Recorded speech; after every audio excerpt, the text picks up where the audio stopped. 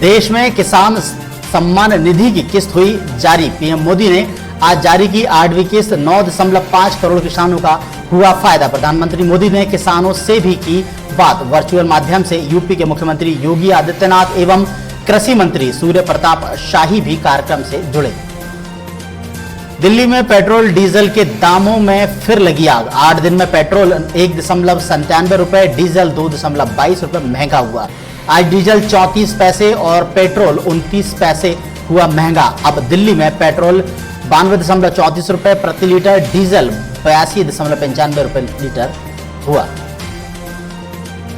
अंतर्राष्ट्रीय तस्करी गिरोह का दिल्ली पुलिस ने किया भांडाफोड़। पुलिस ने 250 करोड़ रुपए की हीरोइन जब्त की। पुलिस ने 5 शातिर तस्करों को किया अरेस्ट। प्रधानमंत्री नरेंद्र मोदी ने भगवान परशुराम जयंती, अक्षय तृतीया एवं ईद की शुभकामनाएं दी और कहा, भगवान परशुराम की जयंती के पावन अवसर पर सभी देशवासियों को शुभकामनाएं एवं अक्षय तृतीया की मंगल कामनाएं। शुभ कार्यों की सिद्धि से जुड़ा है यह पावन पर्व। कोरोना महामारी पर विजय के हमारे संकल्प को साकार करने की शक्ति प्रदान करे।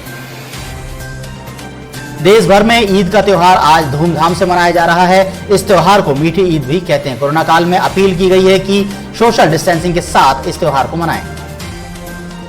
वैक्सीन लगाने का अनुरोध करने वाले डायलर ट्यून को दिल्ली हाईकोर्ट ने परेशान करने वाला बताया। हाईकोर्ट ने कहा, नहीं पता कब से ये ट्यून बजे जा रही है। आपके पास खुद पर्याप्त वैक्सीन नहीं है, लेकिन कह रहे हैं कि वैक्सीन लगवाया जाए।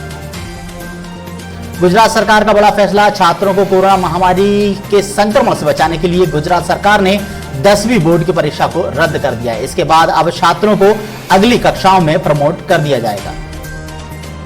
राष्ट्रपति रामनाथ कोविंद ने देशवासियों को ईद उल फितर की बधाई देते हुए आह्वान किया है कि वे कोविड-19 को हराने के लिए नियमों और दिशा निर्देशों का पालन करें। बीएसपी सुप्रीमो मायावती का ट्वीट, ईद उल फितर त्योहार की दिल्ली मुबारकबाद। कोरोना से मुक्त जीवन की शुभकामनाएं। सभी लोग सरकारी नियमों पर अमल करें, सादगी और सुरक्षित तरीके से त्योहार मनाएं। यही वक्त की सबसे अहम जरूरत है। नीति आयोग के सदस्य डॉक्टर वीके पॉल का बयान, अगस्त से दिसंबर तक देश में 8 किस्म की कोरोना वैक्सीन होंगी। दिसंबर तक 216 करोड़ खुराक भारत को मिलेगी। ये डोज करीब 95 करोड़ वयस्कों के लिए काफी है। अगले हफ्ते बाजार में आ जाएगी रूसी वैक्सीन। भारतीय बाजारों में उपलब्ध होगी स्पुतनिक वी। जुलाई से देश में स्पुतनिक वी का होगा उत्पादन। भारत में ही बनेगी रूसी वैक्सीन स्पुतनिक वी। यूपीएससी की प्रारंभिक परीक्षा टली कोरोना संक्रमण के चलते। टाली परीक्षा 27 जून को होनी थी प्रारंभिक परीक्षा। अब यूपीएससी की प्रारंभिक परीक्षा 10 अक्टूबर को होगी। यूपी की राजधानी लखनऊ में ब्लैक फंगस से पहली मौत। लोहिया संस्थान पर मिला था महिला में संक्रमण। आंख नाक के पास सूजन के बाद भर्ती हुई थी महिला। ब्लैक फंगस इंफेक्शन के चलते महिला की मौत। महिला कुछ दिन पहले ही कोरोना से ठीक हुई थी। यूपी में अब तक ब्लैक फंगस से 3 लोगों की मौत। लखनऊ के सिविल अस्पताल में पोस्ट कोविड वार्ड खोला गया। कोरोना से ठीक होने वालों के लिए वार्ड रिपोर्ट नेगेटिव आने के बाद भी कुछ समस्याएं रहती हैं। ऐसे लोगों को पोस्ट कोविड वार्ड में मिलेगा इलाज। सिविल अस्पताल में 15 बेड का वार्ड होगा कोविड वार्ड। लखनऊ के कृष्णा नगर में एसटीएफ को मिली बड़ी सफलता। 2 किलो स्मैक के साथ शातिर तस्कर गिरफ्तार। लोक बंधु अस्पताल के पास से किया गिरफ्तार। एसटीएफ ने करोड़ों रुपए की स्मैक बरामद की।